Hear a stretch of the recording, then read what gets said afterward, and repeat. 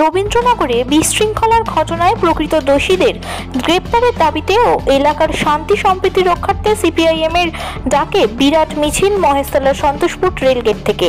উপস্থিত ছিলেন মোহাম্মদ সেলিম, সুজন চক্রবর্তী, শ্রমিক লাহিড়ী, রতন বাগচি সহ আরো অন্যান্য বিশিষ্ট ব্যক্তিবর্গরা। Bureau report 24/7 news Bengal.